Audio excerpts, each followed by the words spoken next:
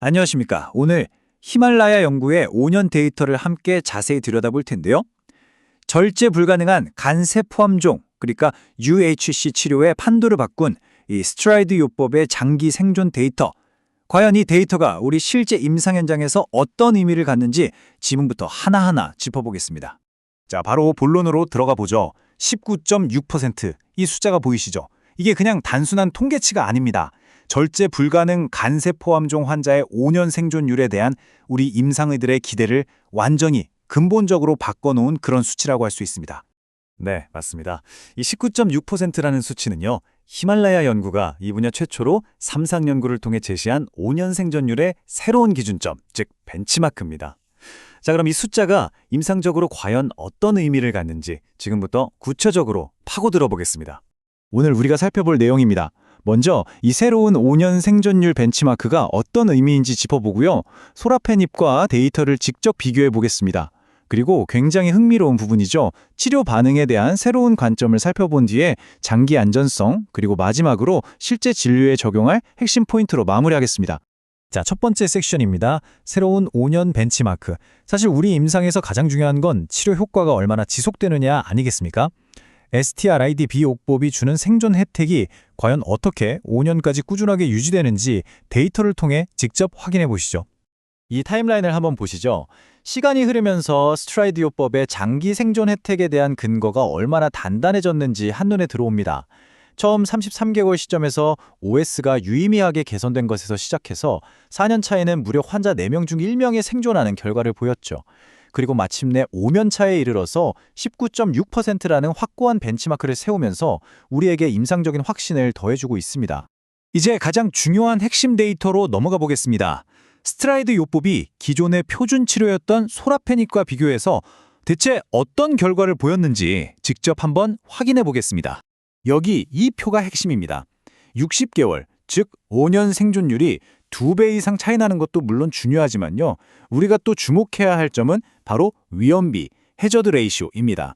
0.76이죠. 이게 무슨 뜻이냐면 전체 연구 기간에 걸쳐서 사망 위험을 꾸준히 24% 감소시켰다는 일관된 효과를 보여준다는 겁니다. 이 차이를 그래프로 보니 정말 극명하게 드러나죠. 이제 우리가 진료실에서 환자분께 5년 후에도 5분 중 1분은 생존해 계십니다 라고 희망을 이야기할 수 있게 된 겁니다. 이건 소라페닙과 비교하면 2배가 넘는 정말 의미 있는 결과입니다. 이게 또 굉장히 중요한 포인트인데요. 단순히 초기에만 반짝 효과가 나타나는 게 아니라는 겁니다. 시간이 지날수록 두 치료군 간의 생존율 격차가 점점 더 벌어지는 게 보이시죠? 이건 STI 요법이 일시적인 효과가 아니라 정말 지속 가능한 장기적인 혜택을 제공한다는 아주 강력한 증거가 됩니다. 자, 이제부터가 정말 흥미로운 부분입니다. 이 데이터를 보면요. 우리가 그동안 치료 반응을 어떻게 평가하고 또 환자들과 어떻게 소통해야 하는지에 대해 근본적인 질문을 던지게 됩니다. 한번 이 질문을 생각해 보시죠. 과연 우리가 지금껏 써왔던 RCISD 같은 전통적인 기준으로 이 STRID 요법이 주는 모든 임상적 혜택을 온전히 다 포착하고 있는 걸까요? 그래서 여기서 반응 깊이, 즉 depth of response라는 개념을 한번 짚고 넘어가야 합니다. 이건 뭐냐면 레시스트 기준처럼 PR이나 SD 같은 이분법적인 카테고리를 넘어서요. 종양 크기의 감소율 그 자체가 굉장히 중요한 예후 인자라는 관점입니다.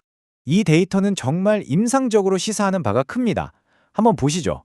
우리가 흔히 스테이블 디지즈, 즉 안정병변으로 분류하는 환자들이 있잖아요. 종양 감소율이 30%가 안 되는 환자들. 근데 이 환자군에서도 5년 생존율이 무려 11.1%에 달한다는 겁니다. 그러니까 종양 크기가 아주 조금이라도 줄어들기만 하면 그게 바로 생존 혜택과 직결된다는 거죠. 그리고 만약에 50% 이상 감소했다? 와, 5년 생존율이 63.4%까지 치솟습니다. 이건 정말 놀라운 결과죠. 네, 연구의 이 핵심 결론이 바로 그겁니다. 우리가 안정병변이라고 분류했던 환자들 중에서도 조금이라도 종양이 줄어든 환자들은 실제로는 상당한 생존 혜택을 얻고 있었다는 거죠. 이걸 다시 한번 강조하고 있습니다. 물론 이렇게 좋은 장기 생존 혜택이 지속되려면 당연히 내약성이 뒷받침되어야겠죠. 과연 5년이라는 긴 시간 동안의 안전성 프로파일은 어땠는지 이 부분도 꼼꼼히 확인해 보겠습니다. 이 데이터를 보면 4년 이상 생존한 장기 생존자의 비율 역시 스트라이드군에서 21.1%로 나타났습니다. 소라페닙군의 11.6%와 비교하면 거의 2배에 가깝죠. 그만큼 더 많은 환자가 장기 생존의 기회를 얻었다는 뜻입니다. 이 숫자, 0에 한번 주목해 주시죠. 이 0이 의미하는 바는 이겁니다. 5년이라는 아주 긴 추적 관찰 기간 동안 우리가 예측하지 못했던 새로운 안전성 이슈나 뒤늦게 나타나는 중증 이상 반응이 단 한 건도 없었다는 겁니다. 이건 우리 임상의들에게 이 약제를 쓸 때 굉장히 높은 수준의 예측 가능성과 관리 용이성을 보장해주는 아주 중요한 데이터입니다. 자, 이제 지금까지 살펴본 이 모든 내용들을 우리 진료실로 다시 가져와야겠죠? 임상에서 바로 적용할 수 있도록 핵심 사항들만 딱 정리해 보겠습니다. 이번 5년 데이터가 우리에게 주는 핵심 메시지는 이겁니다. 첫째, 19.6%라는 새로운 5년 생존 벤치마크를 세웠다는 점. 둘째, RECT 기준을 넘어서 반응 깊이, 즉 종양 크기가 조금이라도 줄어드는 것이 장기 예후에 아주 중요하다는 점. 그리고 마지막으로 5년까지 새로운 안전성 신호 없이 입증된 예측 가능한 안전성 프로파일. 이 세 가지는 꼭 기억해 두시면 좋겠습니다. 마지막으로 이 질문을 한번 던져봅니다. 예를 들어 CT상 안정병변으로 나온 환자에게 치료 효과를 설명할 때 이 반응 깊이라는 개념을 어떻게 활용하실 수 있을까요? 이 데이터가 선생님들의 임상적 판단과 환자와의 소통 방식을 어떻게 더 긍정적으로 변화시킬 수 있을지 한번 고민해 보시면 좋겠습니다.